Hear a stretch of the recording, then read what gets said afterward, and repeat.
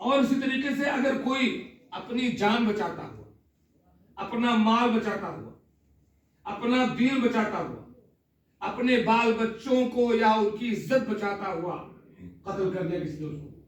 اپنی جان بچا کو، آپ کو گولی مار دے،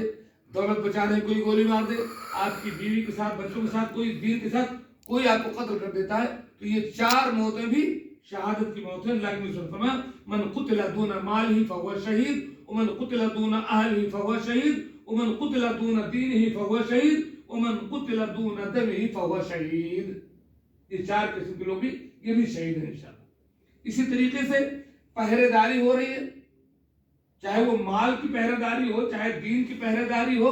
چاہے بارڈر پر ہو، چاہے گاؤں پر ہو، دشمن کا جہاں خطرہ ہو اور آدمی رات جاگ کر کے پہرے داری کر رہا ہے، اس پہرے داری کی حالت میں اگر اس کی موت ہوتی تو یہ بھی اچھی موت کی نشانی ہے۔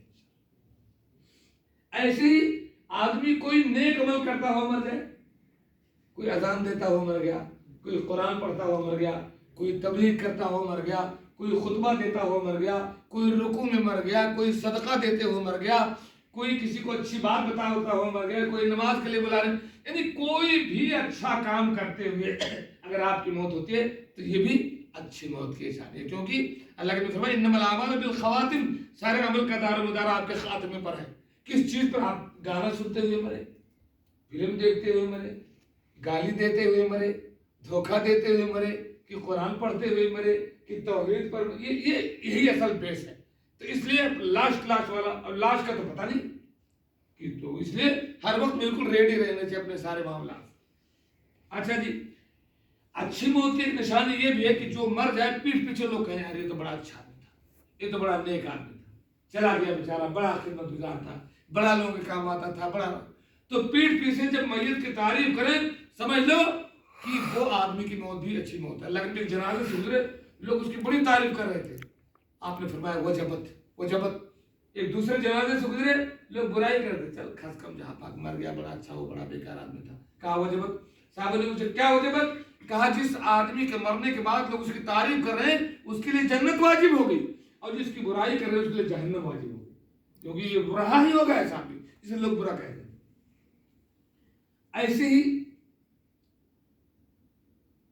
علم حاصل کرنے کے راستے میں کوئی نکلا، کوئی عالمیت میں، کوئی حفظ کرنے کے لیے، کوئی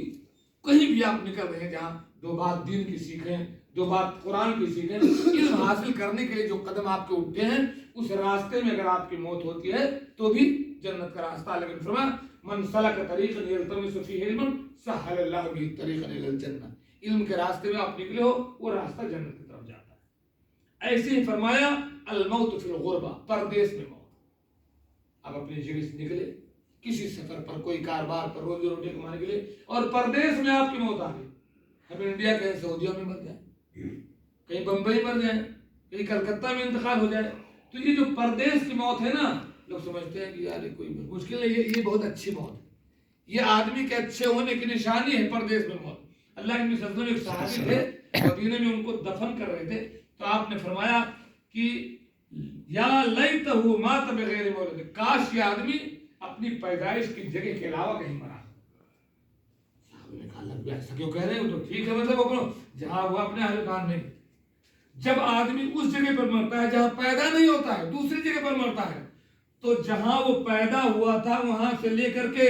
جہاں وہ مرا ہے اتنی زمین ناپ کر کے اللہ تعالیٰ اس کو جنت میں دے دے۔ کیا بات ہے، اگر ہم کو سعودیہ میں موت آ جائے تو اس سے تقریباً کتنے 4000 کلومیٹر ہوگا، تو یہ 4000 کلومیٹر اگر ہمیں جنت میں مل جائے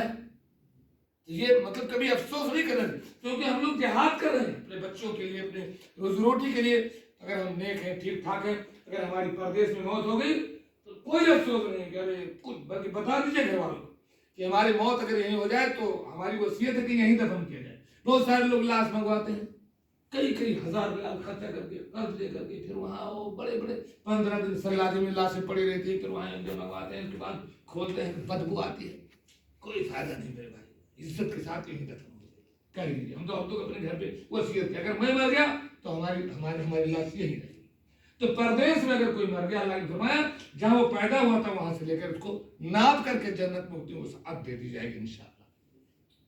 اور آخری بات یہ ہے، اگر کوئی طویل مریض ہے. بہت سارے لوگ کو جو ہے کینسر ہو جاتا ہے, بہت سارے لوگ ٹانگ ٹوٹ گئی, بوڑھے نہیں, شفا یاب نہیں ہو پائے, 2 سال 3 سال 4 سال 5 سال بستر پر پڑے ہوئے, لمبی بیماری سے جب پڑھ بھی نہیں رہا, چلتا پھرتا ہے, مختلف بیماریوں سے جو آدمی جوجھ رہا ہو, کسی کو بلڈ پریشر کی بیماری, کسی کو شوگر کی بیماری, کسی کو اٹیک کی بیماری, کسی کو کوئی, اور آدمی جھیل رہا ہے اور صبر کر رہا ہے, شکایت نہیں کرتا کہ اللہ تو نے صحت دیا, وہ بھی تیرا شکر, آج تو مجھے بیمار رکھا ہے, میں اس پر صبر کرتا ہوں. اس طریقے سے اگر بندہ زندگی گزار دے تو دھیرے دھیرے دھیرے دھیرے دھیرے دھیرے دھیرے اس کے گناہ پورے جھڑتے رہتے ہیں, اور جب وہ مرنے کے قریب آتا ہے اس کے بدن پر اللہ نے فرمایا کہ کوئی گناہ نہیں ہوتا, اور وہ ڈائریکٹ انشاءاللہ جنت میں جائے گا. تو یہ کچھ موتیں ایسی ہیں جن کے بارے میں امید ہے یہ اچھی موت ہے, اور اللہ تعالیٰ ایسے لوگ